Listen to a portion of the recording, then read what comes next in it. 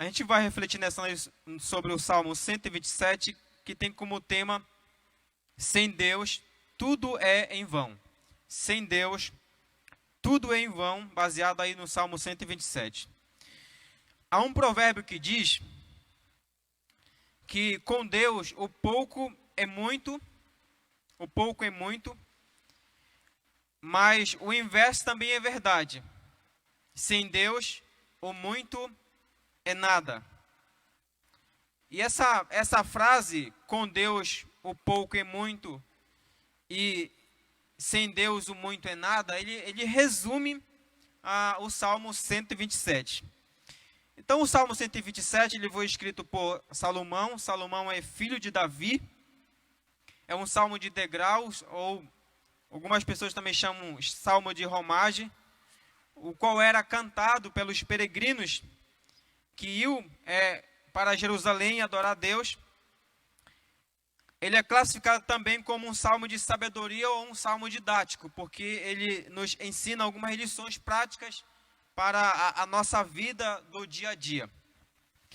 A mensagem central do salmo é: todo esforço humano é vão se Deus não for o arquiteto ou o construtor da nossa vida, da nossa família, ou de qualquer projeto que a gente tentar fazer, tentar realizar. Então, todo esforço humano é em vão se Deus não for o arquiteto ou o construtor da nossa família. Então, esse é a mensagem central do Salmo.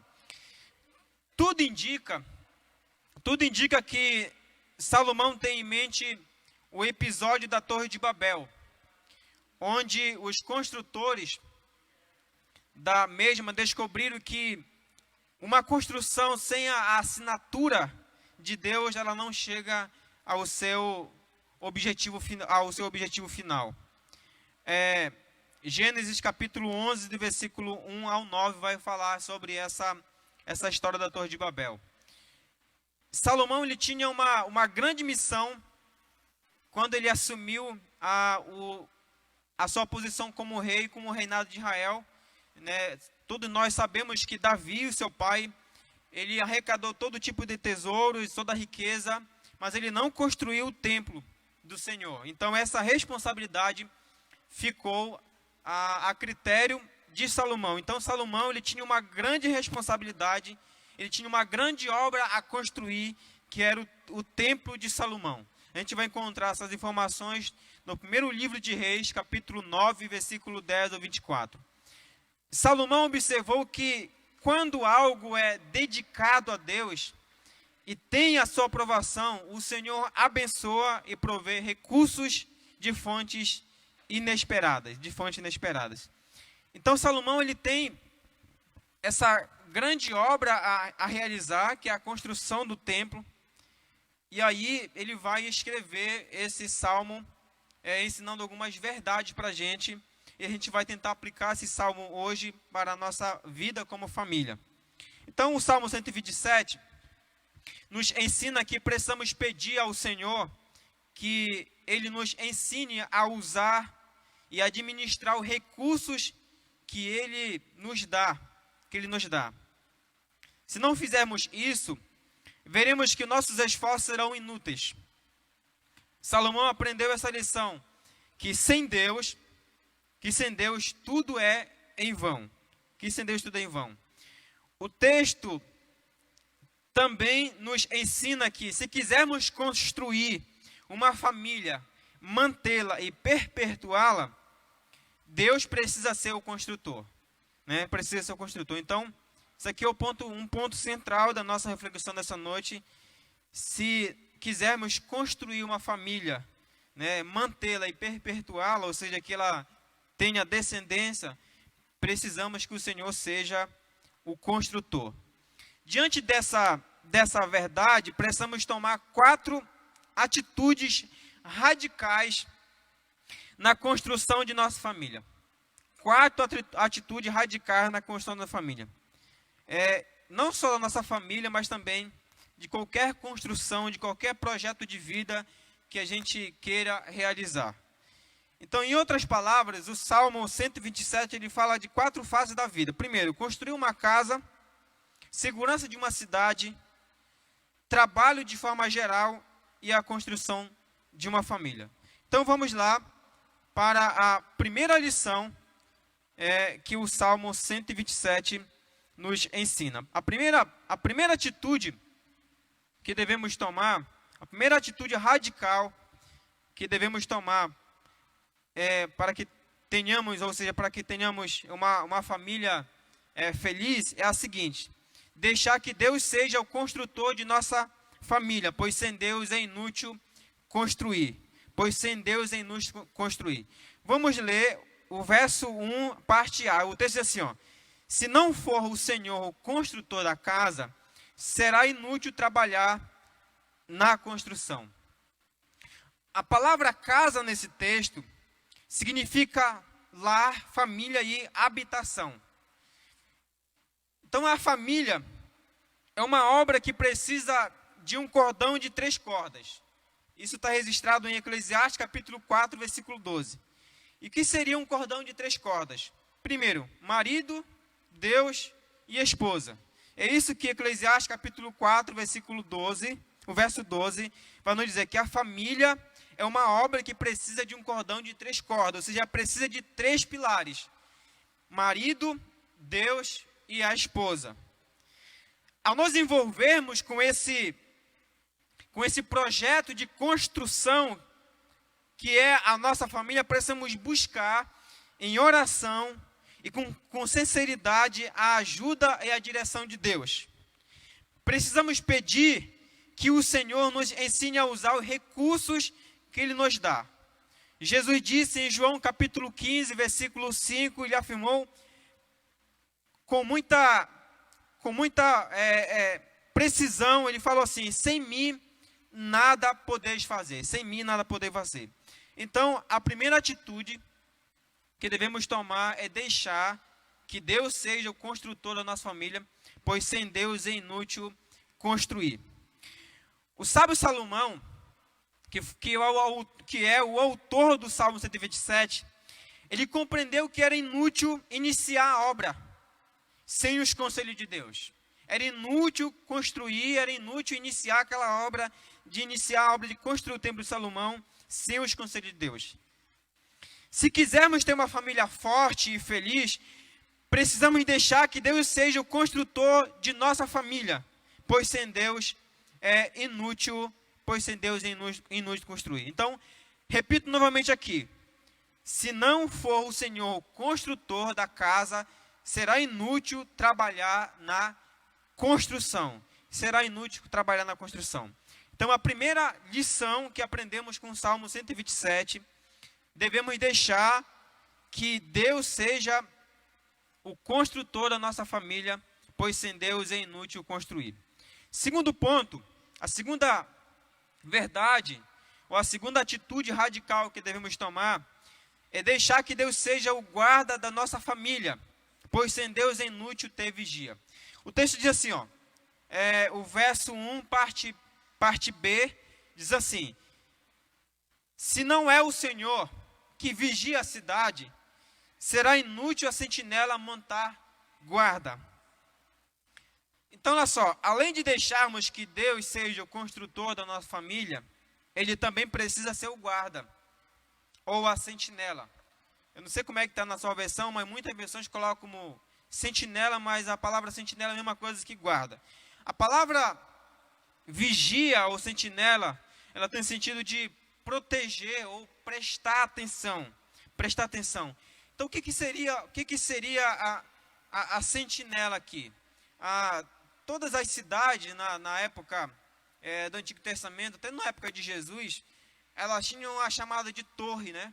E na torre ficava ali o vigia, a sentinela. E essa sentinela, ela tinha a responsabilidade, a função de alertar o exército da cidade quando o inimigo estivesse se aproximando. Então, ele era responsável, tanto os sentinelas que ficavam durante o dia, quanto os que ficavam à noite. Ele tinha que ficar acordado para que quando o inimigo estivesse próximo, eles pudessem tocar o sino, ou acender a fogueira, ou gritar, ou tocar a trombeta, e dizer que o inimigo estava à porta, então para que o exército pudesse estar pronto. Então o salmista diz assim: se não é o Senhor que vigia a cidade, será inútil a sentinela montar guarda. Então o sábio Salomão admite que nenhuma medida de segurança se equipara à proteção que Deus provê.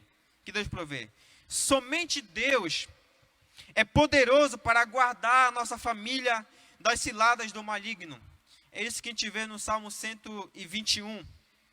Nos aconselhar para reparar as brechas, ou seja, resolver os problemas adiados, assim como Neemias reparou as brechas do muro de Jerusalém. A gente encontra essas informações em Neemias capítulo 4, versículo 7. As sentinelas ou vigias da cidade eram, muitas das vezes, apesar deles terem essa responsabilidade de guardar a cidade, mas muitas das vezes eles eram apanhados pelo cansaço, e aí batia o sono e eles acabavam dormindo. E aí, quando eles dormiam, eles eram pegos de surpresa pelos seus inimigos. Então, o sábio Salomão, ele fala assim: é inútil, se o Senhor não for o guarda da cidade, se o Senhor não for a sentinela que protege a cidade, é inútil montar guarda.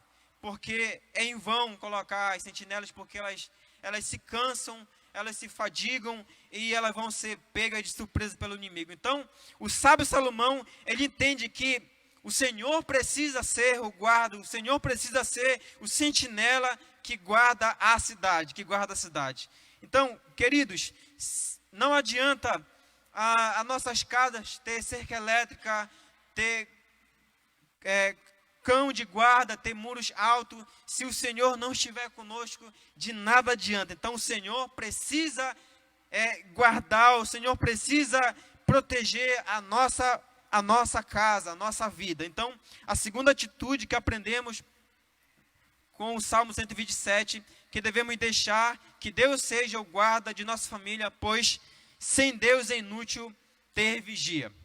O Salmo 121, o verso 3 e o verso 4, traz uma afirmação poderosa. Ele diz assim, o Senhor é quem te guarda, o protetor de Israel não cochila e nem dorme. Então, diante dessa afirmação, é que o salmista Salomão, ele fala assim: eu quero que o Senhor seja o guarda da cidade. Então, o grande soberano do universo, ele se dedica pessoalmente a proteger os seus filhos, Então, essa é a segunda verdade que aprendemos com o Salmo 127. A terceira verdade que aprendemos com o Salmo 127 é a seguinte: Deus precisa ser a prioridade de nossa família e não se afadigar ao trabalho. Pois sem Deus é inútil levantar cedo e dormir tarde. O verso 2 diz assim: será inútil levantar cedo e dormir tarde, trabalhando arduamente por alimento. O Senhor concede o sono àqueles a quem ama. Essa última frase aí, o Senhor concede o sono àqueles a quem ama. Eu sei que em algumas outras versões vai estar como o Senhor concede. O Senhor concede, ou seja, o Senhor provê para aqueles a quem ama. Aí a gente vai tentar entender um pouco sobre esse verso aqui, essa parte do último verso. Então, o verso 1, ele nos adverte sobre o excesso de confiança, né? E o verso 2 nos adverte sobre o trabalho excessivo e a labuta ansiosa.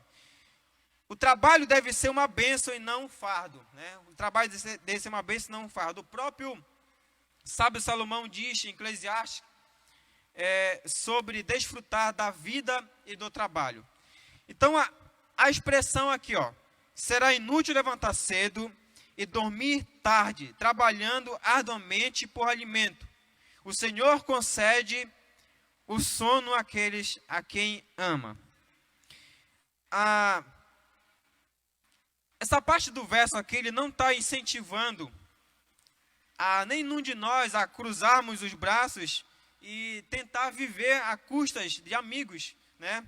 Só porque o Senhor vai prover o nosso alimento, só porque o Senhor vai proteger a cidade, vai guardar a nossa família. Então, que a gente pode ficar de braços cruzados, esperando a provisão de Deus. Isso não é o que a Bíblia ensina. Paulo, em 2 Tessalonicenses, capítulo 3, versículo de 8 a 10, ele incentiva os cristãos a trabalhar a fim de não se tornarem um peso para os outros. Então, existe uma diferença entre trabalhar e se afadigar, né? Trabalhar e se afadigar. Muitas pessoas têm um pensamento equivocado, que pensam que o trabalho só veio surgir após o momento que Adão e Eva pecaram, ou seja, desobedeceram a Deus. Isso não é verdade, porque Adão e Eva eles já trabalhavam dentro do jardim antes que houvesse o pecado. Então, o trabalho, ele faz parte da nossa vida, ele faz parte do nosso cotidiano. Mas quando o trabalho ele se torna a nossa prioridade, aí nós temos que rever os nossos conceitos. Então, por isso que o salmista Salomão está falando que será inútil levantar cedo e dormir tarde, trabalhando arduamente por alimento. Então, ele está falando no sentido daquelas pessoas que dedicam muito tempo para o trabalho, e quando dedicamos muito tempo para o trabalho, para as coisas do dia a dia, acabamos esquecendo de duas coisas muito importantes na nossa vida. Primeiramente, Deus, e o segundo, a nossa família. Então, isso significa que o trabalho está em primeiro lugar na nossa vida e não Deus. Então, a ideia do texto aqui é que se o Senhor ele é a prioridade na nossa vida, nós vamos trabalhar com inteligência, e nós vamos ter tempo para a nossa família, e vamos ter tempo também para Deus. Então, se temos a tendência de trabalhar excessivamente, precisamos parar e refletir se o nosso trabalho não está se tornando um ídolo no qual confiamos mais nele do que em Deus. Então, a ideia que o salmista também nos traz aqui é o seguinte, é que não podemos confiar somente no nosso trabalho, porque vamos se afadigar, vamos comer o pão das dores. Então, quando confiamos no Senhor, o Senhor sempre vai prover para cada um de nós. Então, a última parte do verso termina dizendo assim, o Senhor concede o sono àqueles a quem ama.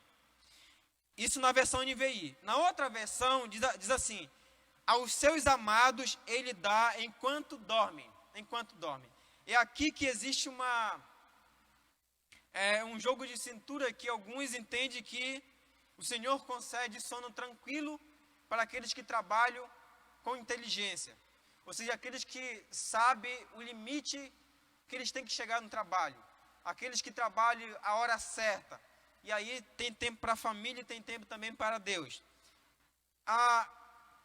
Outros entendem também que aqui, aos seus amados ele dá enquanto dormem. Então, se Deus ele nos dá, aqui há um pensamento que a gente tem que construir. Então, assim, se o Senhor nos dá, ele provê o nosso alimento enquanto dormimos, então muitas pessoas podem assim, então quer dizer que eu não devo trabalhar, porque o Senhor ele provê para mim. Na verdade, não é isso. O Senhor está dizendo que devemos trabalhar, mas a ideia é o seguinte, eu vou dar um exemplo mais prático aqui. Por exemplo, você tem uma lavoura. Você cultiva essa lavoura. Então, durante o dia, você plantou essa semente.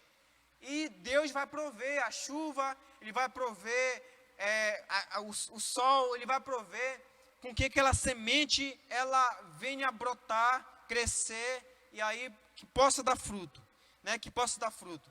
Então, a expressão, ela não está errada em nenhuma das duas. O Senhor concede o sono àqueles a quem ama, ou seja, o Senhor concede descanso para aqueles que trabalham e reserva o tempo para ele, para a sua família. E o Senhor também, ele dá, ou seja, ele provê para os seus servos enquanto dorme. Ou seja, o Senhor, ele faz com que a natureza, ela venha produzir, ela venha fazer com que a semente, ela venha brotar, venha crescer, venha dar fruto, para que aquelas pessoas possam ser sustentadas. Então, o Senhor, nesse sentido que Ele provê. Por exemplo, não é necessário você plantar uma semente lá no seu campo e você ficar lá observando se ela vai nascer ou não vai nascer. Não, o Senhor, Ele se encarrega dessa função de fazer com que aquela semente venha a brotar, venha a crescer e venha a dar fruto. Então, por isso que o texto diz que aos seus amados ele dá enquanto dorme. Ou seja, o Senhor é tão bom que ele provê o sol, a chuva, para que a semente que plantamos germine e dê frutos. Quando trabalhamos com honestidade, o nosso dinheiro não entra num saco furado, como diz o profeta Ageu, né? O profeta Ageu, no capítulo 1, versículo 6. O profeta Ageu fala que as pessoas trabalhavam excessivamente, se afadigavam, não tinham tempo para a família, não tinham tempo para Deus, não tinham tempo mais para nada. Ou seja, o tempo deles era para o trabalho. Então, o profeta Ageu fala assim: vocês ganham dinheiro, mas o dinheiro de vocês entra num saco furado. Ou seja, vocês recebem o salário de vocês no fim do mês, mas vocês não sabem para onde vai. Você não sabe para onde vai. E aí, algo interessante aqui, ó, que quando trabalhamos com dignidade, quando trabalhamos com inteligência, quando nós voltamos para a nossa casa, quando nós vamos para a nossa cama dormir, nós colocamos a nossa cabeça no travesseiro, a gente vai dormir com a nossa consciência tranquila, de saber que a gente trabalhou o que tinha que ter trabalhado. Nós vamos dormir com a consciência tranquila de que amanhã nós vamos levantar com nossas forças renovadas. Então é nesse sentido que o Senhor lhe dá descanso, o Senhor provê, o Senhor está com seus servos. Então quando não temos esse tempo para Deus e para a nossa família, então estamos aí pulando etapas no nosso dia a dia. Tem pessoas no dia a dia que muitas das vezes ele levanta tão cedo, né? Levanta de madrugada, chega tarde e no fim do mês o dinheiro não dá, a família sofre, é o cansaço, é a fadiga. Então o salmista está nos ensinando a trabalhar com inteligência. Temos tempo para o trabalho, temos tempo para a família e temos tempo para Deus. E assim vamos ter uma família bem-sucedida.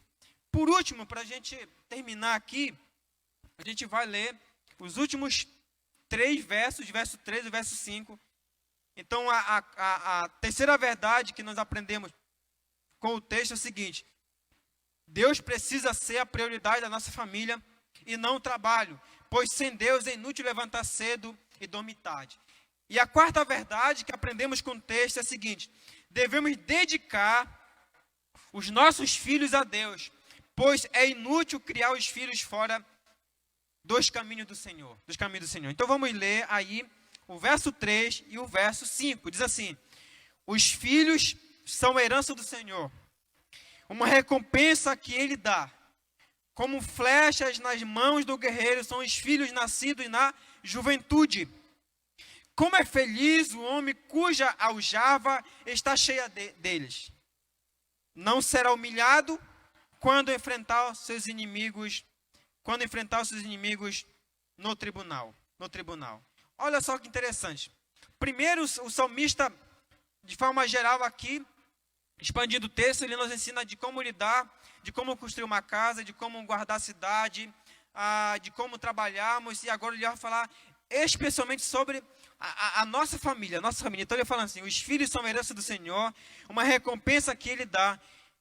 Eles são como flecha na mão do guerreiro, são os filhos nascidos na juventude. Os filhos são herança e galardão de Deus, e não um fardo, né? Isso não significa que será fácil educá-los nos caminhos do Senhor, né? O texto diz assim: os filhos são herança do Senhor, ou seja, os filhos são bênçãos. Mas o fato deles serem não significa que vai ser fácil educá-los, corrigi-los, ensinar no caminho que devem andar. Pois as bênçãos do Senhor também acarretam responsabilidades, né? Então, para um judeu, era vantajoso ter filhos na juventude. De acordo com essa linha de raciocínio, os filhos, num tempo futuro, seriam responsáveis por cuidar de seus pais e protegê-los. Então, o salmista Salomão está falando assim que como é feliz o homem cuja aljava está cheia dele. Ou seja, bem-aventurado o pai e a mãe que enche a sua aljava com flechas. Então, o salmista falando que as flechas são os filhos.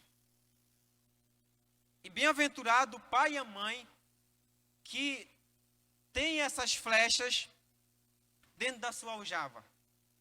Então, o que seria isso? A flecha, ela era utilizada para caçar e para defender. Então, bem-aventurado um judeu ou um casal que tinha filho na juventude. Por quê? Porque quanto mais cedo um judeu tivesse filho, significava que quando ele estivesse idoso, o filho dele estaria já maduro, e esse filho ele seria como uma flecha na mão desse pai. Então o pai é o guerreiro e esse filho é a flecha. É a flecha. Então significa que esse filho, essa flecha ela serve para caçar, então ele servia para esse filho ia prover o alimento para esse pai. Não só o alimento material, mas também o alimento espiritual. Segundo, se essa flecha ela é usada para defesa, então esse filho ele vai defender esse pai diante do tribunal e também quando o inimigo estiver à porta. Então por isso que era bem-aventurado o homem cuja aljava está cheia delas. Ou seja, e aqui é um ponto interessante. Muitas vezes pensamos que honrar pai e mãe é simplesmente beijar a mão do pai ou tomar a bênção do pai e da mãe. Não é isso. Honrar pai e mãe, ela está inserida dentro desse texto no sentido de cuidar, proteger, alimentar quando eles estiverem já idosos. Por isso que esses filhos são considerados como flecha na mão de um guerreiro, porque eles iam prover o alimento, eles também iam defender esse pai diante do tribunal, e também quando o inimigo batesse a porta, esse pai e essa mãe, eles tinham a quem chamar, porque esses filhos iam defender esse pai e essa mãe. E a gente caminha aqui para a gente terminar. Então, a gente aprendeu com esse salmo hoje 4 atitudes se quisermos ter uma família feliz. Primeiro, devemos deixar que Deus seja o construtor de nossa família, pois sem Deus é inútil construir. Segundo, devemos deixar que Deus seja o guarda de nossa família, pois sem Deus é inútil montar sentinela. Terceiro, Deus precisa ser a prioridade em nossa família e não o trabalho, pois sem Deus é inútil levantar cedo e dormir tarde. E o quarto, devemos dedicar os nossos filhos a Deus, pois é inútil criá-los fora do caminho do Senhor. Então, são essas 4 verdades que aprendemos com o Salmo 127. Amém? A gente vai cantar